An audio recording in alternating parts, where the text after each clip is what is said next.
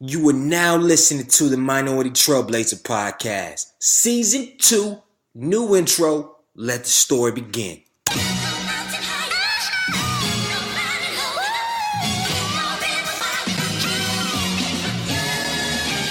One time for the lovers, 2 times for the ladies, 3 times for the brothers, 4 times for the babies. Do you love her? Do you love her? Do you love her? Do you love her? Do you love her? Do you love her? Do you love her? Do you love her? Do you love her? Do you love her? Do you love her? Do you love her? Do you love her? Do you love her? 1 time for the lovers, 2 times for the ladies, 3 times for the brothers, 4 times for the babies. Do you love her? Do you love her? Do you love her? Do you love her? Do you love her? Do you love her? Do you love her? Do you love her? Do you love her? Do you love her? Do you love her? Do you love her? Do you love her? Do you love her? Do you love her? Do you love her? Brown skin, love her brown skin, love her brown. Brown skin, love her brown skin, love her brown. She my brown skin, love her brown skin, love her brown. She my brown skin, love her brown skin. Hold me down. Welcome to the Minority Trailblazer Podcast. And I'm your host, Greg E. Hill, the Culture Change Agent. On this show, we interview young, successful minorities in a variety of fields to educate, empower, and inspire our current and future generation leaders. And as y'all already know, I have an amazing show today. I'm excited to introduce our special guest. You know, we have another proud graduate of North Carolina A&T State University. And I know y'all listening like, yo, season 1, he had like 10 Aggies. Season 2, I done heard 2 or 3 Aggies. But it's my show and I love Aggie pride. So that's what we gonna do. And he's a graduate with a degree in graphic communication systems. While in undergrad, he completed a co-op with the Nuclear Regulatory Commission, which cemented a full-time position upon graduation as a visual information specialist. Soon after graduating, he helped start Artificial Intelligence, a DC-based clothing brand that started as an unofficial Black Greek-inspired brand to then an art and lifestyle influence brand. In 2013, he co-founded the District Running Collective, which fitness-motivated group of individuals based out of Washington, D.C., who share a common interest in running. They use their passion for fitness to broaden their reach to like-minded and open-minded individuals who are dedicated to pushing themselves further than they have ever thought possible, all while positively impacting the community. I mean, they've been featured on MSNBC's The Griot, NBC Washington Nonstop, Active Lifestyle DC, and websites and blogs all over the country, especially on the East Coast, man. If you are in DC, if you are not even of color, if you are in DC, you into running, you into a great lifestyle group that does amazing things, not only for the community, but for athletes, for fitness people, for activists. It's just like a hodgepodge, a melting pot of influencers and game changers in DC. Then you already know who we got on the show. So without further ado, I would like to introduce the co-founder, my brother, my fraternal brother. I ain't said fraternal brother in a million years, but my fraternal brother, my dog, my boy, Matthew Green, co-founder of the District Running Collective to the Minority Trailblazer Podcast. Welcome to the show. What's up, Greg? Thanks for having me. See, that's the kind of intro you get when you know somebody. He knew me since like 2009, so it's not like, oh man, I'm excited. What's up, bro? That was a good intro. Appreciate that. No problem, man. So, you know, it's season 2, but I definitely want to always break down the show for any new listeners we may have. But every show we break it down and we start off with a quote, and our guest gives us a quote, but also how he lives by the quote. So, Mr. Green, Matthew Brother Green, can you please share the quote that you live by and the story about how you apply it to your everyday life? All right, cool. So my quote is actually an abbreviated version of a bigger quote by Walt Disney. The Walt Disney quote is, "We keep moving forward, opening new doors and doing new things because we're curious, and curiosity keeps leading us down new paths." But I like to just say with that, always keep moving forward. Mm-hmm. And that's just something I always tell myself in every aspect.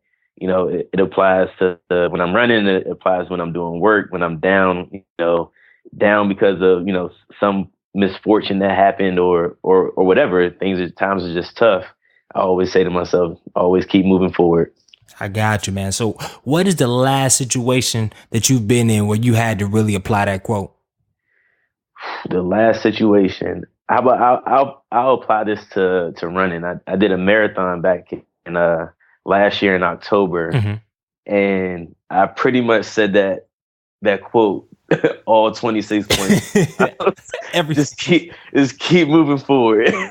It'll be over soon.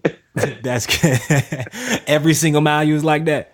Dude, I'm trying to tell you, when I hit the wall, it was like, all right, I gotta keep moving. I gotta keep moving forward, because if I stop, I couldn't quit. That was the biggest thing, was to keep going. So I had to tell myself, man, just keep going, keep moving forward, one step at a time, one foot in front of the other, 1 mile. Just break it down. So that was relate that to running. That's a good one. So as I said before, if you're new to this show, we always start off with the past round, where we share our origin story of a guest, where they're from, where their interests, and how they got into what they're doing currently. Then we have the present round, which is the second round, where we discuss what they do with their business on a day-to-day operations, kind of how they got started, and maybe give advice for aspiring entrepreneurs or aspiring people in that space on how they got it done. And then this third round, one of the more final rounds, is the last round, where we talk about the future of the brand, the product, because I'm a big proponent of, you got to plan to the future so you know kind of where to go. And then the last round, the most exciting round, is the culture change round. We ask a series of 5 questions just to get the ball rolling and to pick our brains of the success, the books they read, and all that good stuff. So to start it off, Matt, can you tell our audience kind of who, before Run DRC, before DC, before artificial intelligence, who are you? Like, where you come from, and all that good stuff? All right. So I'm from Washington, D.C. I'm a D.C. native, which is, and I live here now, which is kind of a rare thing to hear among Washingtonians, young Washingtonians. So I went to DeMatha Catholic High School here. From DeMatha, I went to North Carolina A&T. Let's see. Then I had picked up. I've always been into art. I've always been into sports through high school, through college.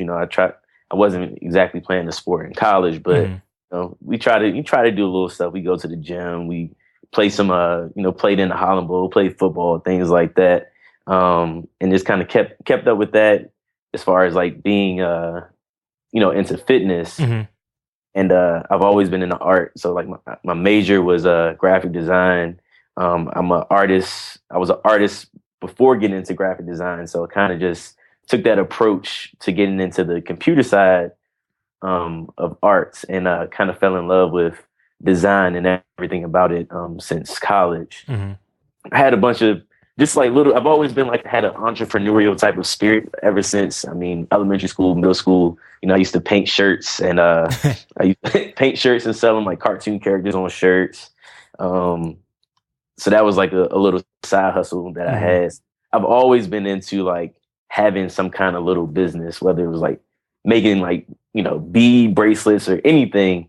That was like, I've always had that hustle kind of spirit with like an artist background. So I guess that's like a few things, like art, fitness, design. Those are definitely like, things that kind of really describe, my passions right now. Did your parents come from, were they entrepreneurs or whatnot? Like, where did you develop this confidence, or did you always have this confidence to be a leader and to start things on your own? Like, or was that natural you, or did it develop over time? I would definitely say my parents had a huge part in that. My mom she has a full-time job, and then she had her side business, that she did outside of work. So I saw that, growing up from, when I was real young, she had her workshop in the basement where she made dolls. She had her, it was like a doll kind of business, and black arts, was really what she was into. So I had seen like her go to different, festivals, and she would be a vendor, and I would help her out, as far as like the Taste of DC or different like these like big shows that people can go and be vendors at. So I see that when I was super young. So that I definitely think, and she was using this like creative side, making stuff by hand, and building relationships, and always seeing how she had this work ethic outside of her professional job. So she was like working at work and like taking care of business there.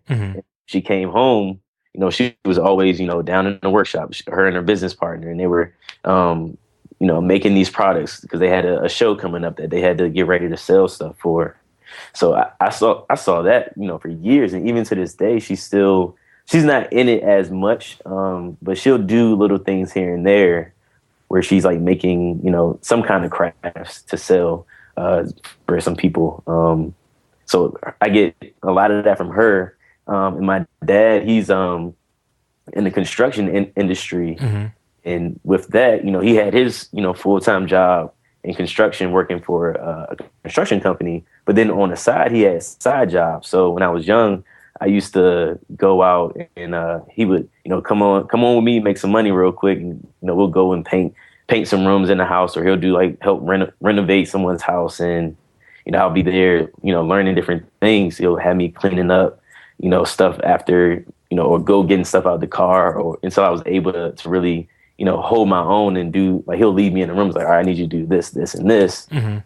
And I'll take care of it. So like both of them really, both of my parents had a huge effect on me as far as these like side hustles and, these side businesses that they had. I get a lot of it from them. Got you.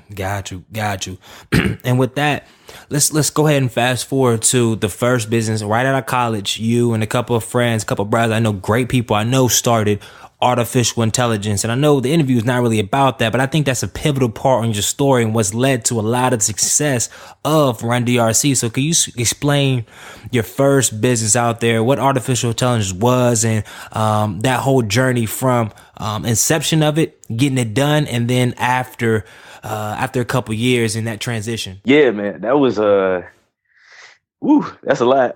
Yeah, I know, but you got time, man. My podcast be long. Oh, that's real. Okay, yeah. So with AOY, that started with myself, Donald Boone, Derek Beasley, and Donald's older brother, Dorian Boone. And we were all graduates of the A&T. So it kind of came like Donald, we call him Boone. Boone had approached me like right when I was about to graduate college. And he was like, hey, man, like, I really want to, he was already, he had graduated the year before. Mm-hmm. He was actually the person that brought me into Alpha. He's the one that he's the guy that brought me in. Yeah. So yeah, don't get my show off the air, man. Right. So basically, he had already, saw a lot in me from that, and I respected him, a lot, just from like the positions that he held as like, president of the frat of the chapter. So I always looked up to him, and everybody always looked up to him. So I was like, he approached me like, hey, man, when you graduate, think about, I want to do something. I don't know exactly what, but, I definitely think you're somebody that'd be a good business partner. Mm-hmm. So this was back in like, 2009. And I was like, all right, cool. That sounds good or whatever. And then shortly after graduating, because I, like you said, I had a co-op. So I had already had a job that I was working with the government. I had a job waiting for me. But once I got, finished school and got into the job, I was like, shoot, man, like this is real. And it wasn't as, I guess it wasn't as creative, it wasn't as much of a creative outlet that I wanted. So, I mean, shortly after I started, I hit Boom back up and I was like, hey man, let's do it. Mm-hmm. I'm all about it. And we decided to start a clothing brand. Mm-hmm. And at that time, I guess there were like a lot of like streetwear brands that were coming up. Like it was starting to become it was like a lot of underground streetwear brands. And then it was definitely becoming more of a thing that people were doing. Mm-hmm. Just because of like the internet and, blogs were. That's like right when social media really started popping off, and it really became cool to have like underground type stuff. Exactly. Like it was around that time when like blogs were heavy. Blogging was like really heavy, but Twitter was like kind of off the ground. There wasn't an Instagram yet that, we weren't hip to it at that point. And Facebook was like a huge thing. Like we were still heavy on Facebook. Mm-hmm. So I kind of missed that wave of like Twitter and Instagram in college. But right when I got out, like all that stuff was like popping. So, and then it was like resources to, to start these kinds of businesses were being like put out on different people's blogs and just doing research. Mm-hmm. So we saw it was like, hey, there's a market out there. And there's nothing in DC because at the time me and him were both living in DC. Then he had eventually brought on his brother. His brother was interested in starting a business, and we brought Bees in as well as, you know, a person that could give like a different outlook as well, and definitely somebody that, you know, of that caliber of person that was that would be a great business partner. And, from there, it was like, all right, cool. Like, what are we trying to do?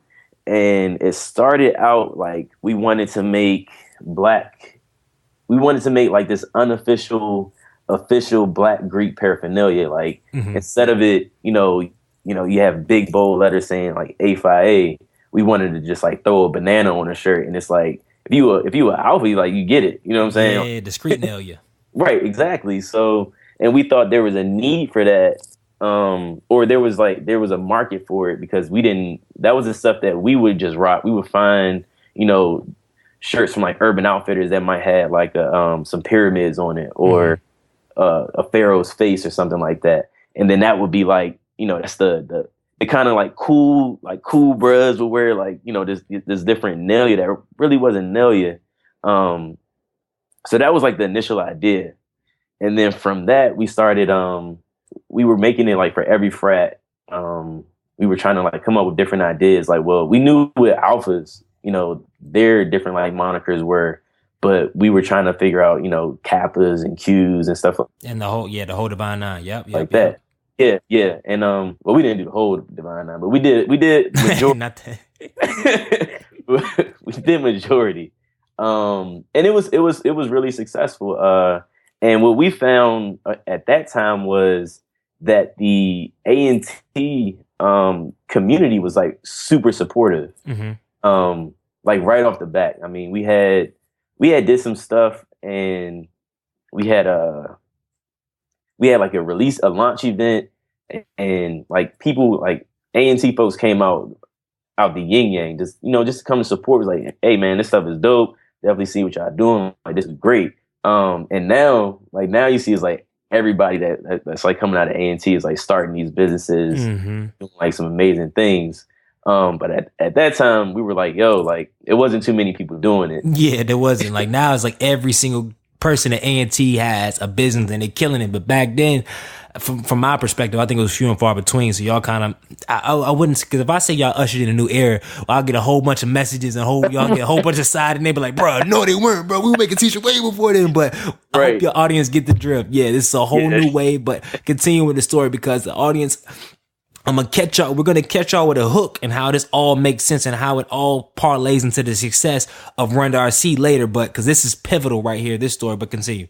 Yeah. So, from there, it was like, all right, well, we formed the business, we made the LLC. Then we had to like, we started like a parent brand where we would, cause we would start making shirts, and then people wanted to like get us to make shirts because we knew the process. I was one of the designers. And then we knew how to, procure shirts and get them printed, like that whole process. So we were essentially like a printing resource for people that wanted to get t-shirts. So we had like a parent company that we started that was like our design company. And then we had artificial intelligence under it. But coming up with the name artificial intelligence took us like a minute to really come up with. We had like, brainstorm. Like, when you starting a business, like, we went through like everything. Like, all right, we got to start our name. We got to get, the LLC. But the biggest thing was like, all right, we got to come up with a name that makes sense, where we can really have something that we can push and have it had like, these underlying meanings, and it meant like all this stuff so we could create, product. So that's where like it was art official intelligence, and the O was a power sign. So it was like art official intelligence. I mean, for us, it was like, oh, that's so crazy. It's like art and it's official, but it's like this whole like AI type of concept. It was like super. Y'all was like, this is it. We got it. This is y'all. It's like the art is official. And then we had the power sign. It was like, it's powering your imagination. So power your imagination was like our slogan. And that went right back into the whole artificial intelligence concept. As far as like, you power your imagination and the power sign and all that jazz. So then y'all that was like one of those creative, huh? No, I'm listening. Oh, that was like one of the, the first creative outlooks that we had, because with that same, we took that same thing to apply. We were making this official Greek paraphernalia. Mm-hmm. So it had that, like, it wasn't really official, but in a sense it was artificial. And that's where everything kind of tied in. Mm-hmm. And then we were, we had went to homecoming, and we were like selling shirts on the plot. And people were buying like all the shirts up. Like we had Q shirts, and Qs were coming over buying Q shirts. We had Sigma shirts, and they were buying those, and Kappas were getting the shirts. But it was like real. This was like before, I guess, you start seeing a bunch of people come on like around the plot area selling a lot of stuff. Like people would sell T-shirts and stuff like over in like the by the game, by the bookstore in the game. Yeah. Like people were making so people were doing that. But we had like a legit like brand, and then we were like right in the mix of things on the plot. So a lot of people weren't doing that either. We had, I think you were still in the chapter at that point. Yeah.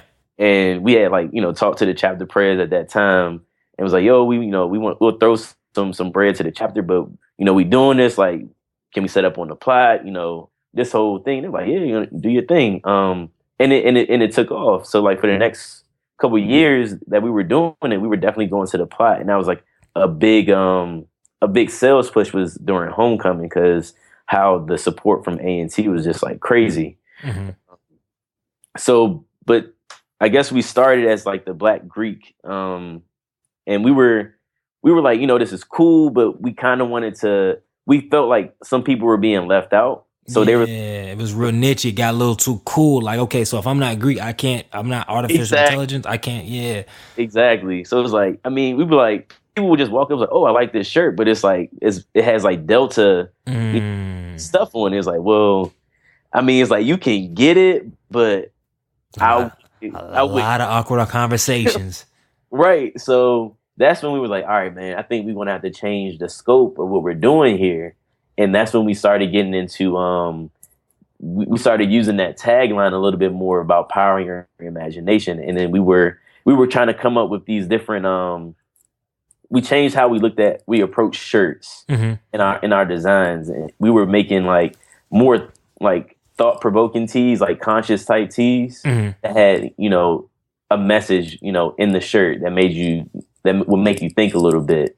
Like one of our first shirts was like it was a barcode, and then under the barcode where it has the numbers, it would say like, it said, "Don't be a statistic."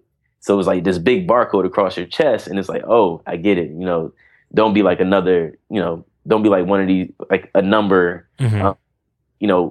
of the crowd that does everything that you're so-called supposed to do. So it's like, don't be another statistic. And it applied to so many different things. So, we were making shirts like, pretty much like that. And from there, we were having releases that were themed, and we did like a miseducation of DC, where we were making T-shirts that was trying to speak to the creative, the other side of DC that wasn't just all like when people thought about DC, they thought about politics, and they thought about, the president and the White House and the monuments. But from being a DC native, it was like important that we wanted to stress that there's more to DC than just, coming here and going to the monuments and to the museums. There's this whole culture that, is these neighborhoods that are popping up with like stores and restaurants and bars. That's like, the city has a lot more life than just, the Smithsonian. Which is crazy, because when I'm growing up, I assimilated DC to the president. I thought it was like so grand. The first time I went to DC, I was shocked, because first of all, surrounding the White House, it's just poverty. And then when I really started going around DC Southeast, DC Northwest, DC, and I'm like, yo, DC is kind of dangerous, bruh. Like DC cats move with a whole different vibe. I said, yo, this is not what I thought. I was like, it's crazy. Like what you think of DC if you never been there, you never lived there. And then the real DC. So I said, I get where y'all going. So y'all wanted to paint the picture. And I know y'all started expanding also what y'all offered outside of T-shirts, went into to a lot of different areas. So can you speak on that? And then can you speak on kind of the shift and kind of not to say a downfall, but when y'all kind of everybody kind of redirected the interest into other things. Okay. Yeah. So basically, yeah. After a few years, like we were definitely, we were like we had got the hang of it. We were going to like trade shows. We were like going to festivals and like really, pushing product. Like we were doing like we were really becoming like a legit brand, and we were getting press. We were getting a lot of like media outlets were like reaching out to us, and we were even in like a few stores. Well, we were in one store for sure, and it, like working on trying to get into other stores. So with that, it was like, there was more, we noticed that you can't just do t-shirts. We had saw like, trend, like a lot of different trends were starting to pick up. And that's when like men's fashion was becoming more of a thing. Where I guess like guys weren't wearing like super baggy pants no more. Like clothes were starting to get fitted a lot more. And, accessories were becoming like a big thing. So we had got into doing, we were doing like snapbacks. We were doing raglans, like the 3/4, like we were doing like baseball tees. Yeah, y'all was really one of the first in that market from our niche. Yeah, I mean, we were doing like a lot of stuff that folks weren't really thinking about doing. We were just trying to find the next thing. With anything in that realm, is like you have to like keep pushing yourself to like make different things so that you can stay within, that you're pushing the boundaries a little bit more. We were like making beanies, like the knit beanies with the palms on the top. And those are like, we used to think those were whack, back in school, but that whole trend came right back around, and like they were the thing for a few years. And then snapbacks got crazy heavy, so we were making snapbacks. We were getting into making crew neck sweatshirts, and you were doing all this in house. Yeah. I remember going to your crib and you had a whole studio in-house slaving. Side note, I was like, I never saw anybody else but you in there, but that's a whole nother story. But slaving, screen printing and whatnot, because people don't realize that process is not, especially if you're doing it yourself, is not simple. To make like product to where it's like you're putting like the inside tag labels. We wanted to offer a product where it wasn't like something you could just like, do yourself where it seemed cheap. So we were trying to take things to like, to the next level to like really put together a quality product. So we ended up to save on costs. I'm like, man, we had got our own screen printer. We had figured out, me and Donald had learned how to do screen printing at like a local art studio. It was like open, and they taught a bunch of different classes. So we went there and learned the whole process just so we could cut costs and offer our products still for an affordable price, but still have that same quality that you would see with bigger brands like in stores. Like it was like we were all putting in work to get all that stuff done. Like we would have like days where we was like, all right, we gotta get these shirts done, and we'd be printing the inside labels and the tags. We might print some other locations to cut down on costs from getting like our printer to do it, because we could just do it ourselves. And then we could also do like sample pieces to just try it out and see what people thought of. We would wear it around like, oh, that jump was dope. Was like, all right, cool, let's make these. Yeah. so then we were definitely like testing the market out with like a lot of how we were really trying to engage in doing like these custom these different things that you couldn't just like go to like cafe press or something to make. Yeah. And then, but the crazy thing about it is though, so y'all expanded business. Y'all started off at Homecoming just selling Greek paraphernalia, and then people was like, "Oh man, I want to be involved." So y'all expanded, and then y'all expanded to the snapbacks, to sweaters, to beanies and whatnot. And then the ball was rolling. It looked like y'all were about to take off, but then things kind of it stopped. So can you kind of walk us through real quick, and then we can kind of get into Run DRC. What from the inside, what changed? So I guess like there's a few things. Like, and we're all still like, close friends but as far as like how we wanted to, how the business was going, I kind of I was like all in as far as, you know, I wanted this to like take over my job, you know. I'm like, I gotta get out of the government. But you know, just I wanted this to be the thing that I was gonna do. And when you have, you know, that was my mindset, but that might not have been everybody else's mindset. Like we all had, you know, our own lives and how we were trying to do things. And we had this trend of like we would be popping and then we would plateau out. We would be popping and then we'd just like level out. And I was like, hey, yo, we really gotta, if we wanna, you know, take this thing to the next level, like it's gonna take a lot more time and to really, you know, we have to like feed on that momentum when we get it. You know, we would go and we would travel somewhere to a show and we would make some contacts with some people, try to, you know, selling the product, trying to get it moving.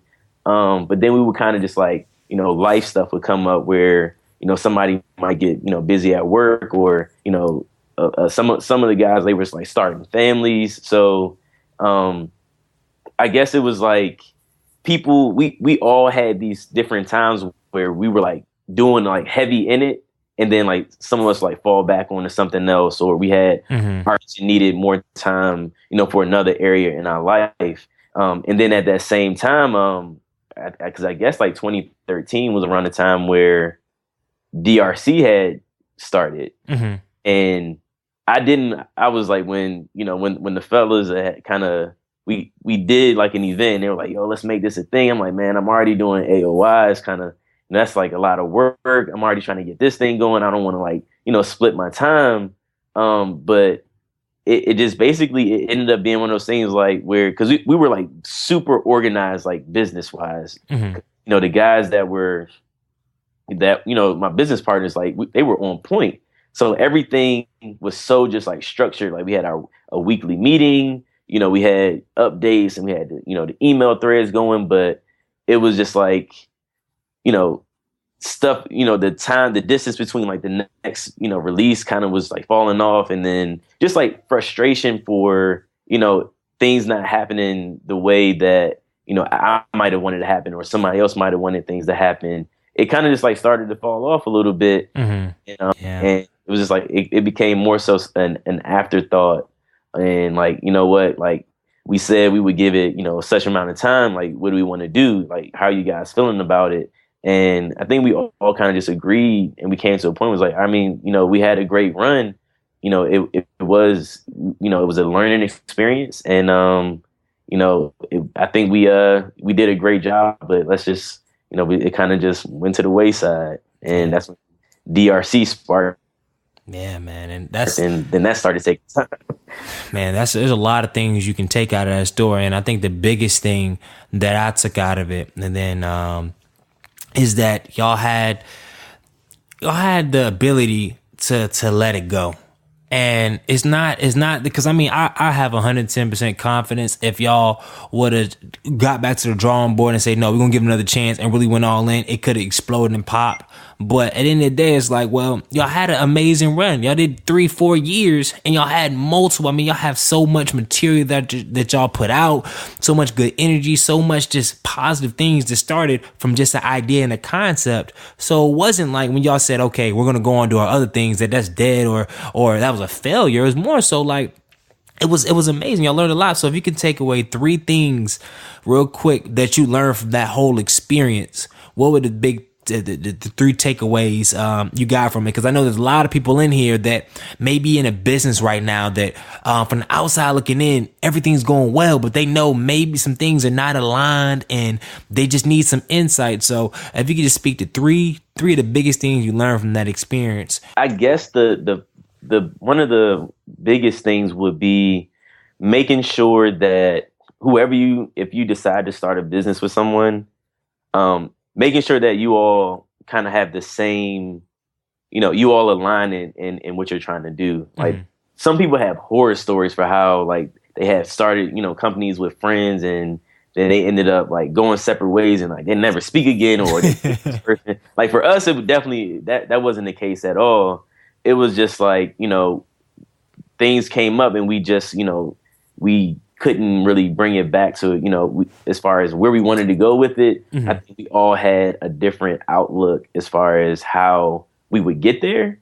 I think we did align, sometimes, but for the amount of work that I wanted to put into it, I wanted to put all my time into it, and compared to some of the other guys, it was like they couldn't devote as much time as I did because I had, I didn't have a wife and kids. I wasn't in, I had a more flexible job that I could go and do certain things, and I was actually in the city that the things were happening in because two of the guys, they weren't even, one was in Atlanta and one was in North Carolina. So for them, it's like, they're participating, but it could get a little frustrating for them because they're not, in the same city where things are going. So it's like one would definitely be, make sure, when you start a business with someone that you guys are aligning throughout the whole thing.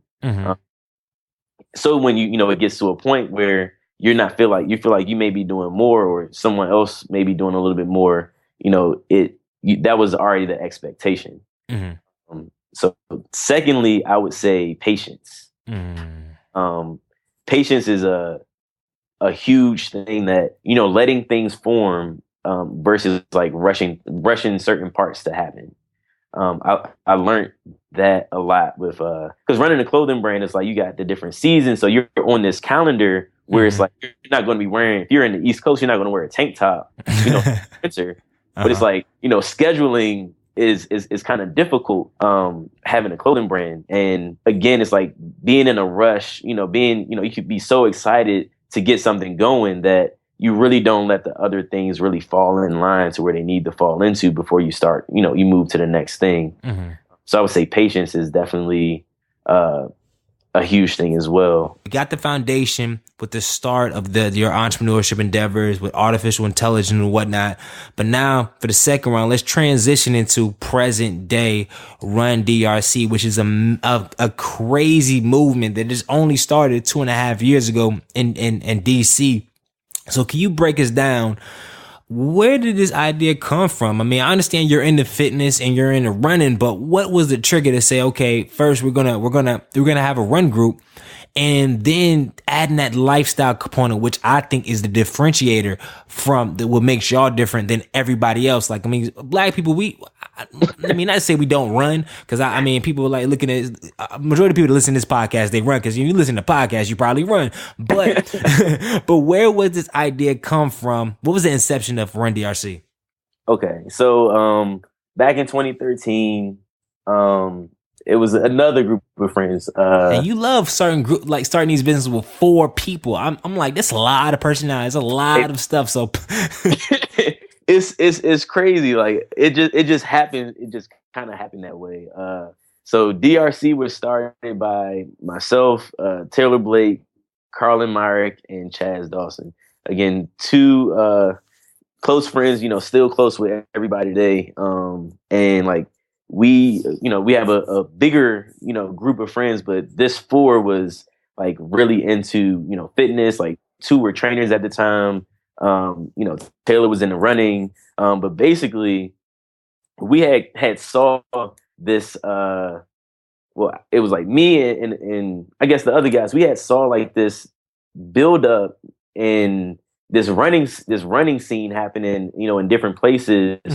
All like across the states and internationally, through like, Nike was doing like some really cool stuff. And then we heard about some groups that, Chaz and Carlin knew up in New York. So we had saw what they were doing. I was like, man, that's kind of cool. And I think the year before, me and Taylor did a Tough Mudder, which is one of those like obstacle course races. It was like a 10-mile obstacle, like 21 obstacle course run. It was some crazy stuff. But we did that. And that was like when I first, I had got into running more than just doing, I'm gonna just run, 1 or 2 miles, before my workout.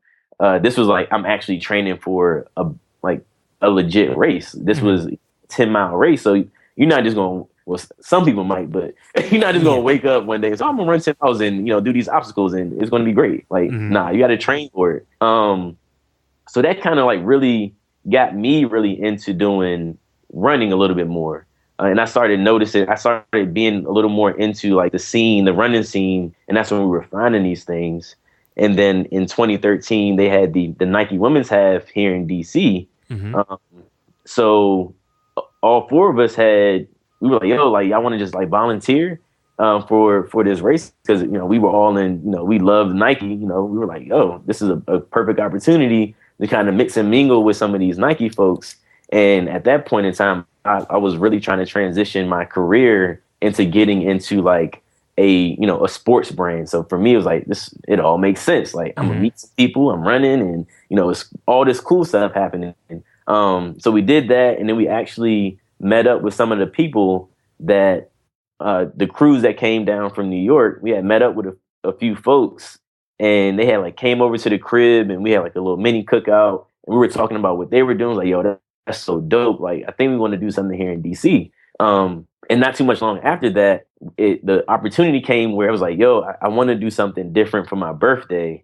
You know, we were all like, we had kind of been out of school for a few years now. So we were definitely into like the bar and club scene. We were going out and doing all that stuff. So going to, you know, having a birthday usually consisted of like going to a club, getting a table or some crap like that.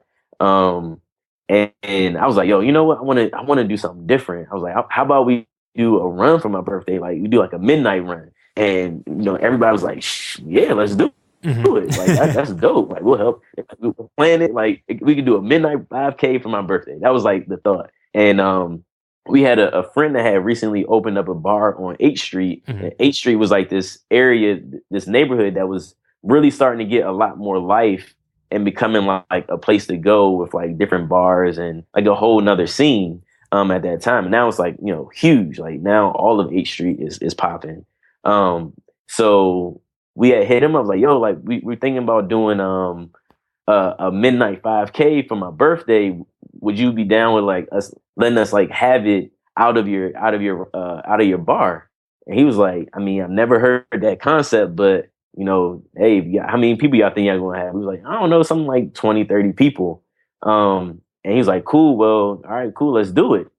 And he had gave us like, he let us get like the second floor of his spot. And we had started, like, we had made some t-shirts. We set up like an Eventbrite. And this is when we were finally on Instagram. So Instagram, we were like in it at that point in 2013. We had our followings. I had like a network here of people that, you know, I was doing stuff, you know, through AOI. So I had, you know, this network from that, and meeting a lot of people because we were having events and stuff all over the city. So I still had those contacts. And, you know, Carlin and Taylor, they all had theirs as well. So we just started sending stuff out through like, you know, text message, and we were sending the link. I was like, we're doing this midnight run. So it went from like us thinking we were going to have 25 people to 125 people. Goodness. Ended up RSVPing for the run. And like, we didn't know it was going to be like that. So we had got, you know, some of our other friends and frat brothers and to come out to help us like do the check-in stuff. Cause we had seen these numbers coming in. So we were telling like the owner of the bar, we were telling like, yo, Avery, like, it's getting a little big. So he was like, well, that's what's up. Well, we're going to rock with it. He had gave us like $100. He gave us $100 sponsorship. So we got like waters and stuff for the race. Well, not the race, for the run. So that night, man, it was literally like we planned like a 5K around the neighborhood. We had people help pace the event, so to make sure everything was safe. But it was like, damn, like after we had the event, it was successful. Like everybody was happy. And I mean, of course we had a few drinks after the run, but but it wasn't really about that. It was about, you know, the camaraderie of running and just doing something different, which really took off. So that was like the initial idea where it's like, you know what, I think we might have something here. Man, that's great. So it all started with just, it was an idea. Y'all saw other groups that were doing it across the country, said, man, there's nothing like that in DC. And then you reached out to some of your connects from back in the day with artificial intelligence, and you just threw out a number 2025. So you didn't come out with this. I thought it was going to be a grand vision. We're going to start this ultimate run club. We're going to be doing blah, blah. It just started with we just going to do this one a midnight run, and we're going to have 20 people. And then you just start hitting the jack, and then boom, 125. So take us, okay. After that night, 125 people showed up. Y'all ran. Everything's good. What was the next steps? Like, how did y'all keep that momentum? Because now y'all realize y'all got something. So we ended up. So I think it was Taylor. He was here at the time. He was like, "Yo, like let's make it a group." I'm like, "Man, I'm not trying to start another thing. Like, I'm still trying to figure out this AOI thing. I'm still thinking like that. I'm still putting energy into it to try to make something happen." But then they ended up talking me into it, and I was like, "All right, cool," because I knew if I ended up getting into it, then it was like I was going to put a lot of myself into it, and I was just kind of scared of Doing it going again. to that again. so so basically, like, we did a few other. We were like doing this thing like, yo, District Running Collective. We do unique 5Ks, throughout the city. Really pulling together fitness and like these different spots to like create a different aspect of just having fun. Like we had a pool party run. Teamed up with one of our friends that has a promotional group, and he had a connect with Capital Skylines. Like had this popular pool party. So we're like, yo, we're going to do this run. We're going to call it No Lifeguard on Duty. And it was like the thing was we were saying that we were runners on duty. So we had these lifeguard shirts. So instead of it saying lifeguard on duty, it said runner with the big cross on duty. So it was like a play on words. And if y'all have a chance to look them up online, we're going to have the social media information on that. Man, they have the most amazing branded shirts for every event. I'm talking about like this is out the box type deal. But yeah, continue. Yeah, appreciate that, by the way. So yeah, we were doing like we had did that. Then we weren't doing like a weekly run at that point. I think then we had did a few other things, but we had went to A&T and we did a run for homecoming. We were like, yo, let's just take it to A&T and we're going to do it there. And we had a GHO homecoming run that Saturday morning before everybody went out like to do whatever they were going, like go to the Platts and stuff like that at school. So it was still following that formula. Like I was still using that A&T network that I was using with AOI. I was still using like my design stuff and everything I learned from AOI, business wise, and being able to make shirts and using the screen printer and designing all this stuff that I had learned with AOI. I started applying all that stuff to DRC. So that was like, I definitely leveraged so much of the stuff that I learned from, working with Artificial to, taking that right into DRC. So it never really stopped, but this was like more of something that, I was in more control of doing. And I was like, yo, I'm gonna just take my time and let it build. So we were, that event was like super dope. We had I think a little bit over 100 people that came out to that run. Which is crazy. Side note, because everybody knows that if you're in North Carolina A&T, majority, if you homecoming, the greatest homecoming on earth, this is thousands of people come in one area, Greensboro, millions of dollars come in, whatever. That Friday night party is usually the most lit, and you have people coming at 8. No, I think 8 to 10. What time do y'all start at? I think it was like 8 a.m. 8 a.m. You had people come at 8 a.m. to run a 5K like that. That to this day, I will never understand how they pulled it off. But now it's a thing. Now people do it. They party until 3. And this is not regular partying, people. This is like this is partying like when your freshman year of college, those parties where you didn't know nobody, they were so good. We have grown people with grown money doing that party on Friday night and then wake up and do a 5K, which is crazy. So yeah, so after that, you have that popping. So, Oh, so we did that, and then we had did a few runs, and it was real cool, but we were like, yo, this is dope, but I don't think I started looking at it like we're not really impacting the city like I really wanted to.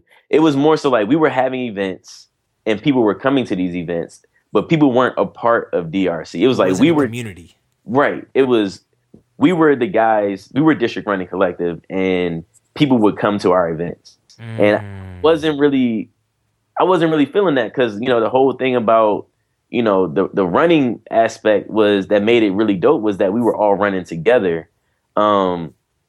and everything was like moving like really fast, and it was super organic. And it was like, I really didn't, like I was saying about being patient. It was like, I was like, yo, we just gonna let this thing mold into something, and then we'll see what happens when we go there. Because at that point, I didn't see that it was going to become what it is now. Mm-hmm.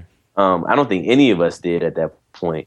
And we just knew that it was something special. So from there, we were like, it was like, yo, we got to do a weekly. We got to have a weekly run. That's the only way people can really start feeling like they're a part of DRC versus like just, going to a DRC event.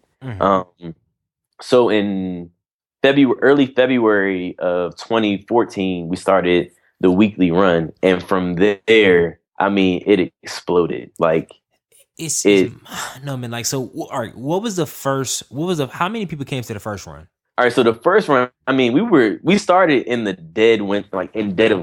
Like, it was this in 2014. It was a bad winter. That was the coldest winter.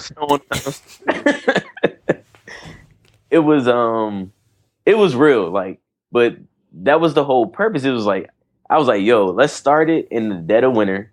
And it would show, like, because anybody can start something, when it's warm outside. But I was like, but we can really get some cred if we started like in the cold and we started getting people out and people will see it. It's like we can build up into the summer, into the warm weather. So we started when it was freezing cold. Because if you feel like you're a real runner, if you think you're a legit runner, you're all season runner. It don't matter if it's cold out. It don't matter. You run in any weather condition. So that was like our mindset starting out. And we had like 10, 15 people show up to the first run. And it just kind of like, we had reached out to one of the restaurants in Columbia Heights. It was the Coop. And at that point they were kind of rebranding, or they had a change in management. So when I went to them, they were like, cool, like we were already, starting some new stuff here. So, we'll love to have y'all. Y'all can have the back bar area, and, you guys can meet there on Wednesdays. So I was like, bet. They were like, we're pretty slow on Wednesdays. So yeah, if y'all can bring some people in, cool. And it went from, it was freezing cold, and then it was still building. Like, we were getting different people. People were hearing about it. We're still coming up. It was going from like 10 to 15. Then we were getting like 20, then like 25. And if it was like really cold, then we'd go back down to 10. But it was starting to take off a little bit. And it probably, when I think it was like March or April, the weather finally hit like over 50 degrees. And then it was like 60 people came out. And we were like, wow. Wow. So, and for us, it's like, this is still fairly new. We only a couple months in. It's like we got all these people coming out, running. So we started, we tried to organize it as best as we could. And, we had different people helping out. So it was like a really kind of like an organized chaos type of thing. Cause we didn't really know what we were doing, but we knew we were doing something. Yeah. So from that, it's like we were still thinking about doing the other events, to, these unique 5Ks, and we were partnering with different people. Like, we had partnered with Broccoli City, and we had did like a 5K before the Broccoli City Festival. We had did Midnight on Mars again, and then we traveled to like Ocean City, and we did like a beach run. And I had rented like a Tahoe. And some other people had rented some cars, and we took like a big group up to Ocean City, and we ran on the boardwalk. And then after that, we just was chilling on the beach and came back. And then we went back to A&T again later that year, and that experience was way bigger than the year before. But throughout, that whole spring and summer, the numbers of DRC and just like the growth of it was like super organic, and people were just like coming out. People were just loving every aspect of it, because it was like, it was positive. It was cool. Like, and, I know you're a runner, so you kind of know like the joys that come from running when you see yourself accomplish, a mileage that you never thought you could do, or you run a little bit faster, or you run a little bit further.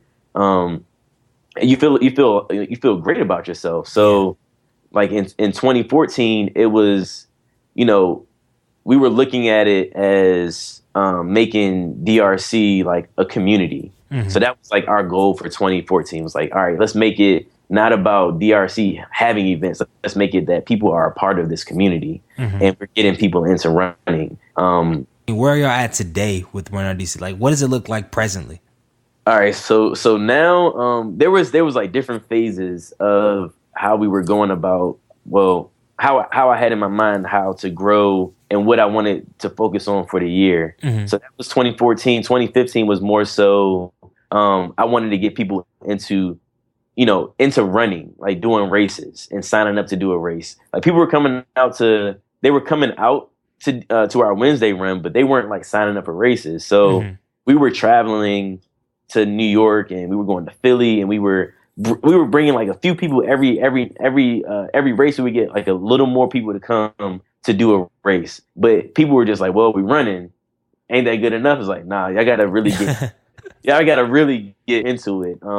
And that's when we started, traveling a little bit more and opening people's eyes up to, what can come from a race and the joys of like finishing, a half marathon. And then people got so into it, then they started running marathons. I was like, hey, I ain't even run no marathon. I need to chill out. But it came down to like, dang, now I had to run a marathon and I did it. It was probably one of the hardest things I've ever done. But because of the crew, I couldn't be like the leader of the crew. Yeah, you can't. That I'm bringing in that's now they running longer than I had. So I had to do that marathon. Now for 2016, it's about really engaging with the city and getting more involved with like the mayor's office and the bigger organizations that doing collaborations, because we have a strong following. So it's like we really want to use what we have to really offer things to that I know that's in the city and offer that to our runners and explore different options and trying to make DRC like a premier. When you think of DC, you think of DC running, you think of District Running Collective. So that's like the goal of 2016. It's like keeping doing everything that we've been doing, more organized, really getting people into the running scene more. Making sure that the group stays strong and gets bigger, but then doing it the right way and making sure that we don't lose our values that that we're trying to hold on to. So that's 2016. Yeah, man. So to end that, before we go to the culture change round, what has been the most challenging thing working with Run DRC? The one thing that pops up immediately is monetizing certain aspects of DRC. It's probably the hardest because when you're dealing with why would you want to pay to do a race, or why would you want to pay to come out and do one of our events, or or just pay to run, period. So coming up with creative ways to have different events, and because to do certain things that we want to do, like you got to have some kind of budget. People just aren't giving us like free stuff all the time. It's like we have to make sure things are mutually beneficial for whoever we work with. But it's definitely that monetization of different things is probably like the hardest thing from that standpoint. So our last round, we asked a series of 5 questions, rapid fire, rapid answer, and just to kind of pick your brain on a couple of things. You ready? Let's do it. I bet. What is the best piece of advice that you've ever received? Oh, wow. Someone once told me to don't try to just write off any opportunity that might come up. It was Jeff Staple. I had, met him and had a meeting with him, and he had told me, he's came up with he's had a lot of just crazy, partnerships that people wouldn't really, take, with like, a lot of different brands. And he was like, he found a way to make different opportunities work well for him. So it's like taking advantage of, opportunities that you might not think will work in your favor. Mm-hmm. Second question. What is one of your personal habits that you can attribute to your success?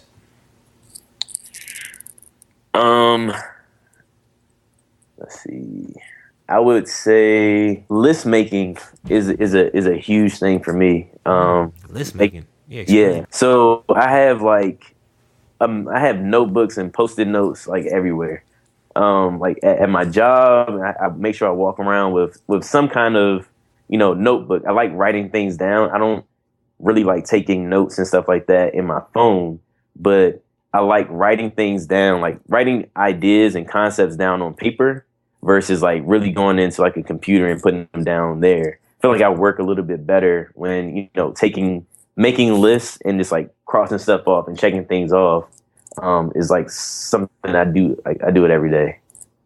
That's interesting. I like that.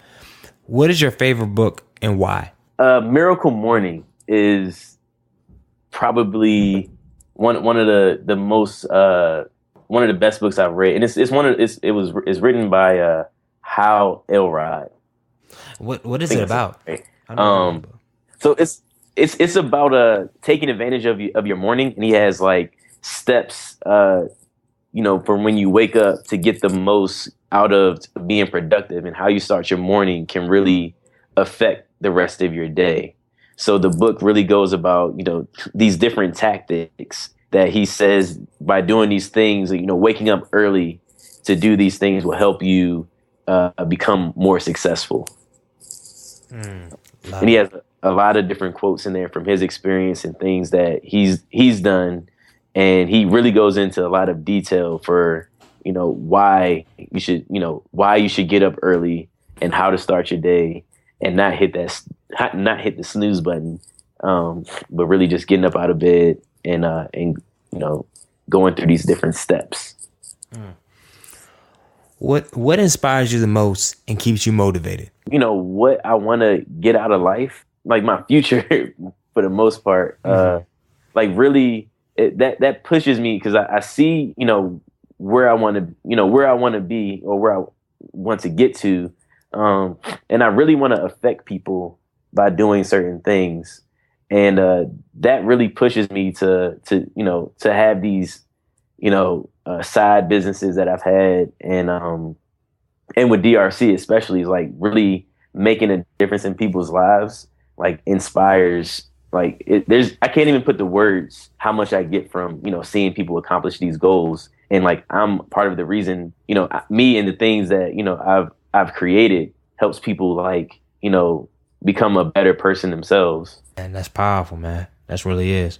The last question is round. If you were the president of the United States, what would be the first thing you would do? It's like mad random, but it always throw people off. Reparations. I'm not saying nah. Let's see. You know what? I would really look into the alternate sources of energy. Like the alternative sources of energy would be like something that I would like really pay attention to. Because climate change is like it's real, and I don't think we're taking it as serious enough as we should. So that would be like something I would really direct a lot of energy into. Oh, man. Sounds political. That is. I would look into alternate sources of energy. I mean, honestly, like it's real, man. Like it was 70 degrees on Christmas. Like, come on now. Yeah, you're right. We laughing, but that's some deep stuff. Like it's right now. Yeah, it was near 70 last weekend. It's crazy. And then the week after that, and on Monday it was snowing. So that's neither here. That's neither here nor there, man. Shout out to Al Gore. Just saying. Hey. Our last question. I call myself the culture change because just like yourself, of course, running is cool. Having people be fit is cool. But I love how what made y'all really pop and take it to the next level is developing that community aspect and realize the significance, not only what y'all doing in the DC area, but what the significance of what y'all do for the culture. So if you could change one thing about society, most specifically our African American culture, what would it be and why? I would honestly, I'm gonna bring it back to running, man. Like, I think living a healthy lifestyle is super important. And like taking care of ourselves and really trying to like drill that into our youth would be thanks. Yeah, now I'm thinking of stuff what I could have did when I was president. Yeah, definitely. I would say really making that a priority from a young age, and what we eat, and working out, and like the importance of like being, keeping our health a priority. Yeah, that's real. Because I think gym class does a little disservice a little bit because they teach things on such a high level, but it really doesn't play like the food you eat. That like, man, I was talking about when I was in high school, I would eat 4 junior bacon cheeseburgers and 2 fries before a basketball game. And I thought every game before, and I thought I was okay. And I was wondering why, like, I was good, but I was never optimal fitness wise in anything I did. And all our teams, we eat fast food before games, and we just didn't know. So right. I definitely think, especially in our community, if we kind of really dug a little deeper into that would be huge, man. So that's a deep answer, man. And honestly, from the bottom of my heart, I just want to say thank you for this show, man. Just sharing your story, because this was a little different than majority of our shows. But I think just playing those parallels of, okay, painting a picture of your first business, your first journey, and things you learned, and how that segued into Run DRC is so pivotal, because we have so many people that are tuned in right now that are working on companies and things that honestly in 10 years they might not be working on. So They have to kind of think about, okay, what am I getting out of this? And also the fact, and I think one of the most important things is that you left it. Like, that y'all both had a decision and y'all changed path, because in business and life, you're going to have to redirect. Just like there's bad relationships that you're in, that if you want to take it to the next level, you have to redirect, and you have to have that clarity of mind and have that conversation and have that confidence that once you redirect, you can take it to the next level. And I think you exhibit that 110% of what you've been able to accomplish thus far with Run DRC. So, like I said, man, thank you so much for giving you time on the show, because you didn't have to give it to us. Hey, man, I definitely appreciate everything. Thank you for having me. Keep up what you're doing. I'm like super proud of you. Anything I could do, to help, sharing my story is one thing, but thank you. Before you go, man, where if I'm in DC or just in general, where can we find you out on social media? Like, how do we even get in the Run DRC? Can you break down that process real quick before you go? All right, so we have all of the social outlets. So you can find us. Instagram is our main source that we put out information. That's at District Running Collective. We're on Facebook at District Running Collective on Facebook. We're on Twitter. We're at District Running. And you can go to our website, and that's www.districtrunningcollective.com. And there you can find, information about, what we're about. And you can also subscribe to our newsletter that we send out, our events and what we got planned and what we're doing, so that you can find us there. And all that information will be in the show notes. So, and that wraps up another episode of the Minority Trailblazer Podcast Season 2. Whoa, we already in it, man. I'm excited. That was a long episode, but it was tactical. It was precise, and I learned a lot from it. So I like to say once again, thank you, Matthew Green, for showing us love, for giving me all this time. And Minority Trailblazer Nation, make sure you leave a review, make sure you share with a friend, and make sure you do one thing. And I know you're like, what is that one thing, Greg Hill? That one thing is to change the freaking culture. Good night.